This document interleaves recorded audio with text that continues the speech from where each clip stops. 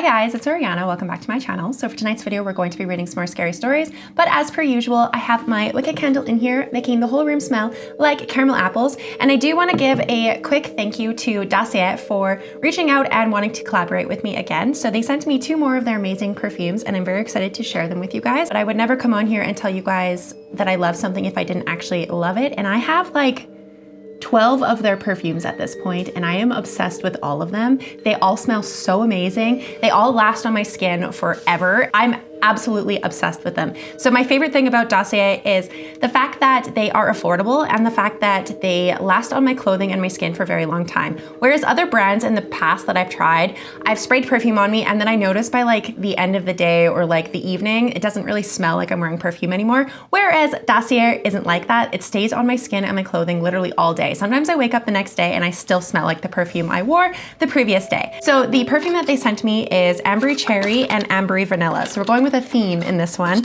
They sent me 2 ambery scents and I'm very excited. So the Ambery Cherry one is notes of cherry, almond, and cinnamon. Middle notes are cloves, rose, jasmine, and plum. And base notes are Peru, balsam, tonka bean, and vanilla. And I love that their lid is magnetic and it just clips on. It's absolutely amazing. I love how simplistic it is and it goes with my type of aesthetic, so I really like that. But this is the Ambery Cherry one.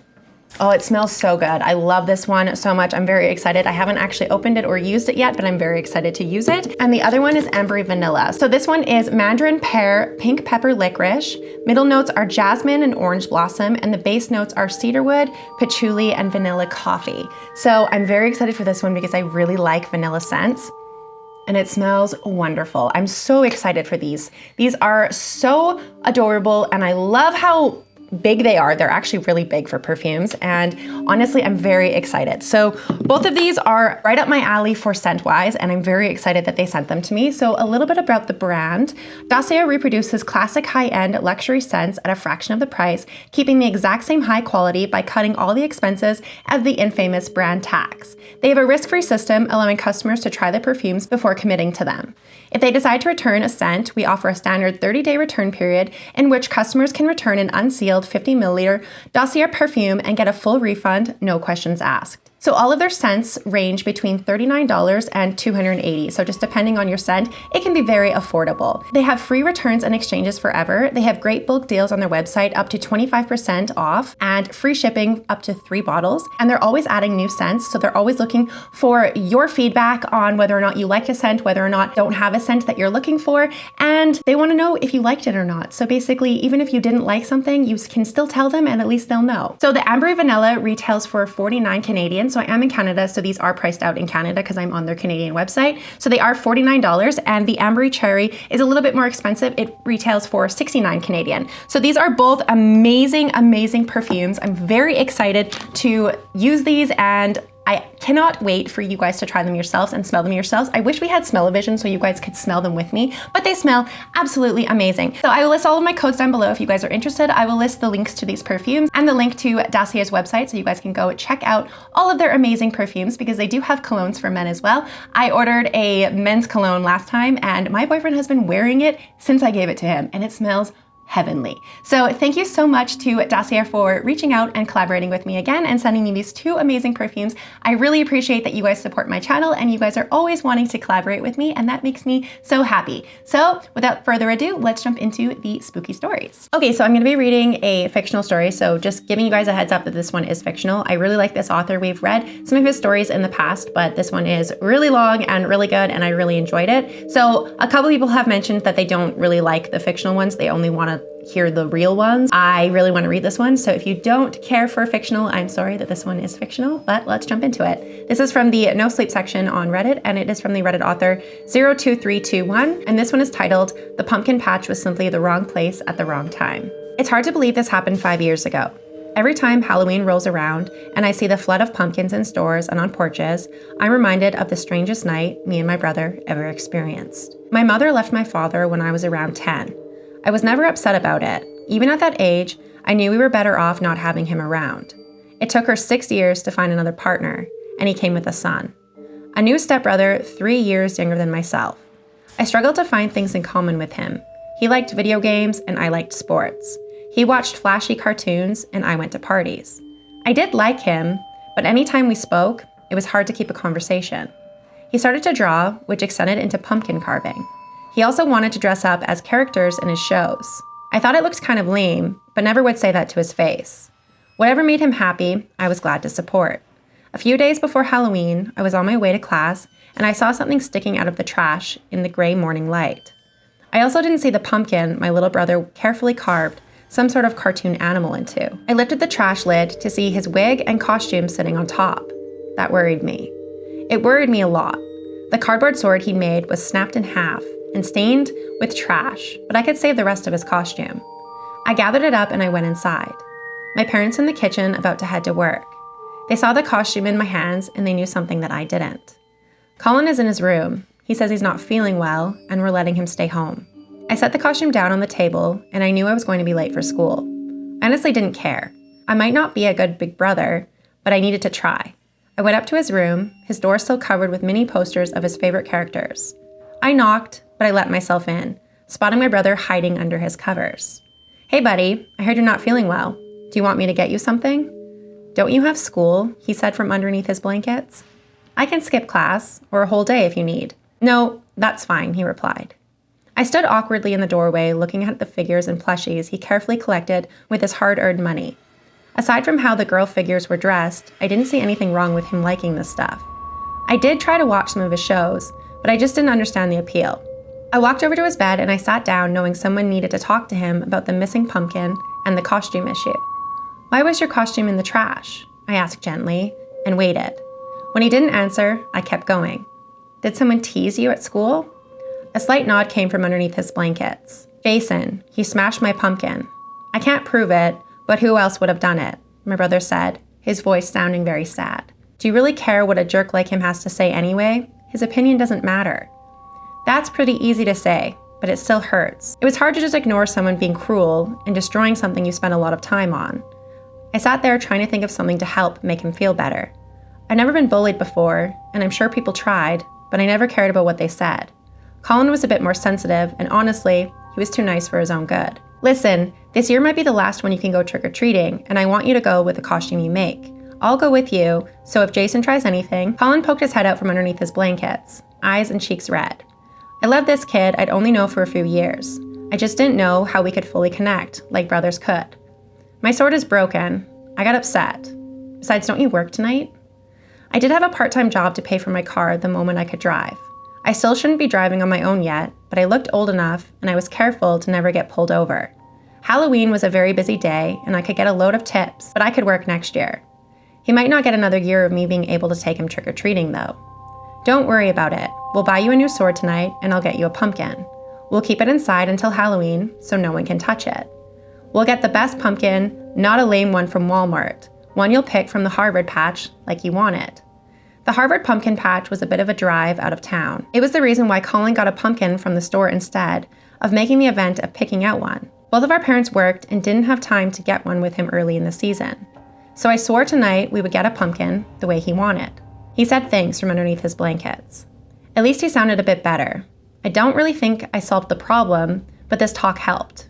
I patted his blanket and I got up and I headed to school. My brother stayed home from school that day and I didn't blame him. I had no idea how long he was being bullied. The pent-up emotions that caused him to rip his handcrafted sword and toss his costume might have been building up since the start of the school year. After tonight and getting his choice pumpkin, I needed to talk with my parents to see what we could do for him. My job kept me late because I told my boss I couldn't work on Halloween. Other people could cover me, but no one worked as fast as I did. As punishment, I was forced to stay an hour later, even though I couldn't prove the fact. It was already dark by the time I got off work. I rushed home, still in my uniform. Colin finished dinner and he said he was fine, he didn't need to go anywhere. I did what any brother would. I picked him up and I carried him to the car, pretending like I was kidnapping him. We went to the party shop first for a new sword because it was going to close in 10 minutes. He picked out a plastic one that I thought looked pretty cool. He said it wasn't the right sword, but close enough. I don't know the difference between any types of swords. Colin gladly explained it to me on the way to the pumpkin patch, though. I felt happy he finally cheered up a little and nodded along to the names that I didn't understand. We arrived to Harvard, the parking lot empty, and the storefront dark. I cursed under my breath, wondering what to do. If the place was closed, I didn't know that we could come again. I suppose on Halloween after school worked, but I knew it took Colin hours to carve his pumpkin. I wanted to give him time to make what he wanted and not rush his carving to have it done. I looked in my mirror and I spotted Colin's defeated expression. This would not do at all. "Come on, we're gonna get a pumpkin," and I got out of the car. "That's stealing," he protested as he followed me. "It's not stealing. I'll pay for it. I'll slip the money under the shop door or something. Don't worry about it. Even if we do get caught, I'll just take the blame," I explained as I started to walk towards the tall stone wall that enclosed the pumpkin patch. I think the wall was more to creep people out instead of keeping anyone out. The iron gate opened with no issue, and I winced at the noise. I expected the owners to come rushing out, but nothing happened. I did have enough money to pay for whatever we took, though, so I didn't see anything wrong with what we were doing. My little brother tagging along with an extremely stressed look on his face. For some reason, he kept his fake sword in his hand, for some sort of comfort. I led him deeper into the patch because most of the good pumpkins were already picked, with it being this close to Halloween. I used my phone as a flashlight for us to see, and I kept asking my brother which one he wanted, and he just kept shaking his head, his smile from before not returning. A few feet away from the wall, I spotted a decent-sized pumpkin and one pretty well-formed, perfect for carving. "How about this one? It looks pretty nice." "Some good area to carve," I said, getting down low to shine the light to get a better look. "Yeah, it's fine. We should get it and go," Colin replied, very nervously. "I told you, it's not stealing. We're gonna pay for it. Here, hold my phone." I handed over my phone so I could try and remove the pumpkin from the vine, finding it kind of hard to do so. The vine was thick and rough against my hands. I didn't want to snap off the stem either. The stem added character. I kept twisting and pulling. I put all of my strength into trying to snap it off, and I did the one thing that I didn't want to do. I snapped the stem way too close to the pumpkin, completely ruining it. I cursed, my voice echoing through the dark field. "We're gonna find another one. I'll figure it out." When I looked up to take my phone back, I was shocked to see tears in his eyes. "It's all right, you don't need to do any of this. I know wanting a pumpkin is childish, and I know you don't even like me." I stayed on my knees and I went over to him, my hands on his shoulders and chest aching. I really had done a terrible job the last couple of years, if this is how he felt. How long did he let the idea sit and eat away at him? Was it his entire time we've known each other? "Hey, I do like you. Just because I don't really get the stuff that you like doesn't mean I don't like you. I really should have put more effort into getting to know you, even if your things aren't my things. I never should have made you feel the way you do. I'm not really good at being an older brother." My words got cut off by a sudden, loud snapping sound that blasted through the field. The ground under our feet shook, and I wrapped my body around Colin, expecting something to fall from the sky. The sound loud enough to move the leaves and impact my chest. My ears slightly rang for a few seconds afterwards. We didn't move for a while, both scared to death. I pulled away, but still kept Colin in my arms. We both looked around, trying to figure out what the hell just happened. Was it an explosion? No. I don't smell smoke or see any signs of damage. "What was that?" Colin asked, his voice small and scared. "I have no idea. Let's not find out," I told him. I took back my phone, the screen dark. So much for calling for help. We took a few steps forwards, and my foot caught on something. I tugged on it, only to get caught again. With another tug, I found I couldn't get free. Colin saw what I hadn't. A small strangled noise coming from him. With the bright moon, I could see a vine wrapped around my ankle. I was confused as to how I stepped in a way to get my foot so caught. When the vine started to curl around my ankle, I didn't think of anything. I just picked up my brother, tore my foot free, and we started to run. I jumped over pumpkins and dodged vines trying to grab us. This could not be happening. I didn't understand how any of this was real. The leaves and vines in front of us bunched up and started to rise. We needed to run around it only to have more of those shapes appear. To my horror, a tangle of pumpkins and leaves stood up, looking a hell of a lot like a 7-foot person. Colin was screaming and held onto me tighter. "It's a curse," he said, and I wrapped his arms around my neck so tightly that he almost choked me. Curse? Thinking back to it, I had heard a few different local legends of this pumpkin patch, all of which were a bit different. Most of them had to do with a patch becoming some sort of creature when a virgin disturbs their slumber on a full moon night. The monsters made a swipe for us, and I got a lucky dodge. I didn't care about curses or anything like that. I just needed to get Colin out of here. With so many more of the pumpkin creatures getting up, I doubted we had any much more of a chance of getting free. Some looked like people and others were massive snakes. The sounds of the leaves rustling put me on edge. We were so close to the wall, but our path was blocked. Without any other options, I did the only thing I could. I tossed my brother through the only opening to let him land near the wall.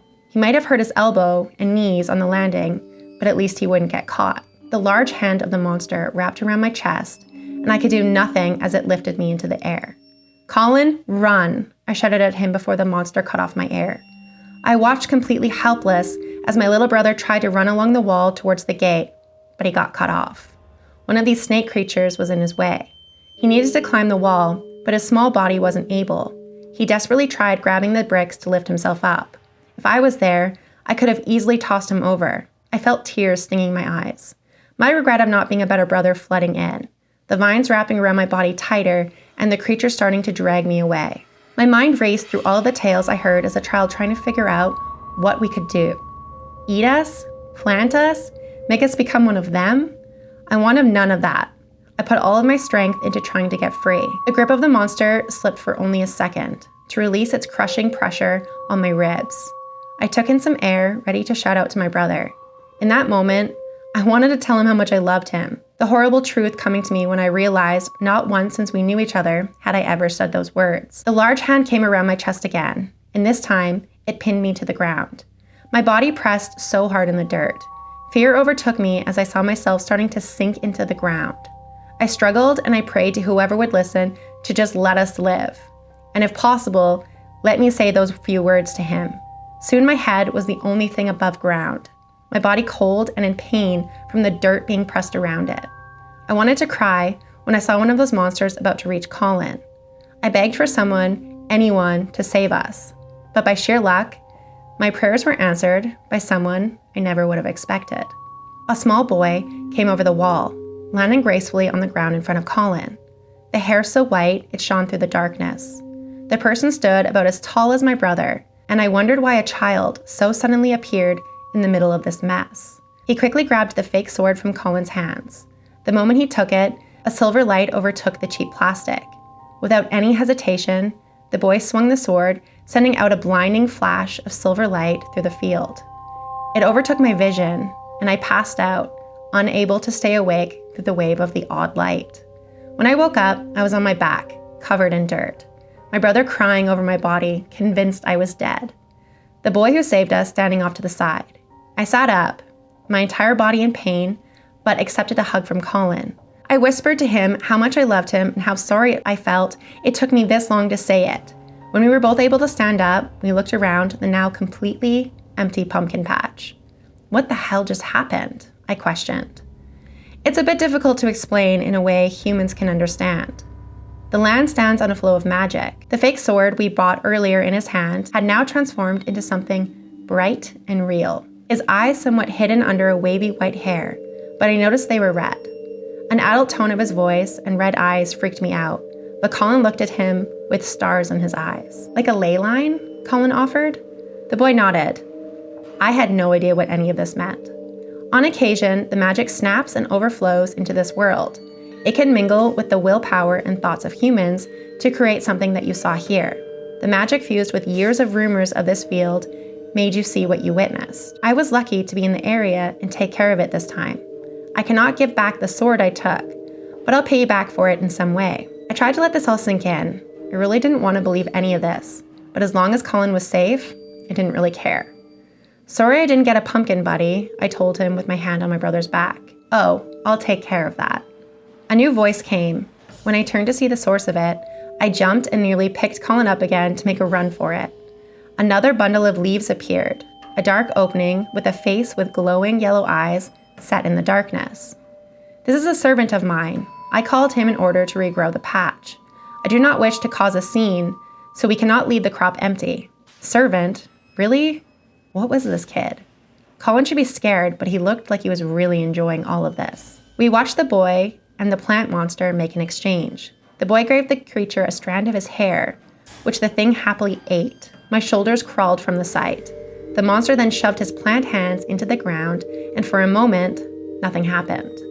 Then, the ground rumbled slightly. Before our eyes, the entire patch grew from the ground. Pumpkins sprouting so fast they sprayed out dirt when they broke free. Within seconds, the entire field was covered with massive leaves and plants everywhere. I hate to point this out, but won't this cause more of a problem? I asked, staring at the full field. When we arrived, the field was not full. I doubt it even looked like this at the start of the season. With so many new pumpkins, I bet the owner would think they had a weird miracle on their hands. The boy asked us if we wanted to take some home, with his tone slightly embarrassed. It was very clear they weren't expecting the patch to grow this much. We agreed to take some of the pumpkins and ended with my car so loaded, I didn't know if it would run with all of the extra weight. Colin sat in the front with a few pumpkins in his lap. The fear of the night faded into a weird excitement. What about the rest? I asked the boy. We didn't even make a dent in the patch. He shrugged, looking into the field still full, the plant monster from before sitting off to the side. I hope it could eat a few thousand before the sun comes up. I'll call in a few others to help move them, not as worried as before. Let me guess, you don't want us to ever tell anyone about this night? Or you'll kill us? The boy raised his head to meet my eyes, very confused.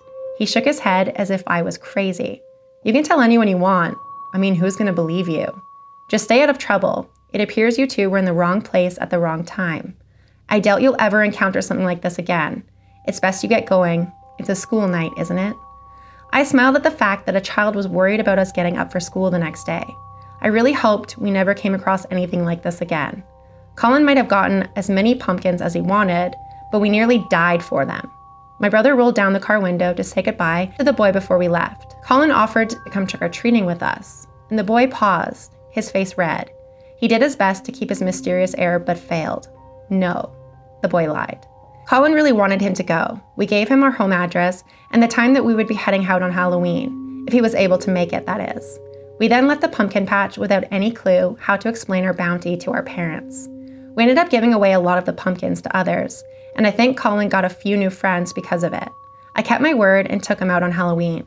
A few kids I've never met before going with him. I think that Jason kid was tempting to mess with him, but saw me trailing behind the group and didn't try anything. This was the only temporary solution to the bully problem, but at least my brother got one fun night and he now knew how I felt about him. We were about to head back home and was in the last few houses when someone joined the small group. A kid about Colin's height wearing a plastic jack-o'-lantern over their head. I stayed back and I let them go to a few houses together. Then the boy went off, waving at us in a silent thank you for letting him join and being a kid, even if it was only for a few moments. After that night, we never came across anything weird. I carried on working and Colin started doing art and things online to save up enough money to get into college for animation. We both got busy with life, but made a point to hang out on Fridays. He even got me into a few of his shows. Turns out I really like those slices of life romance ones because the plots are easy to follow, even if the names are very confusing.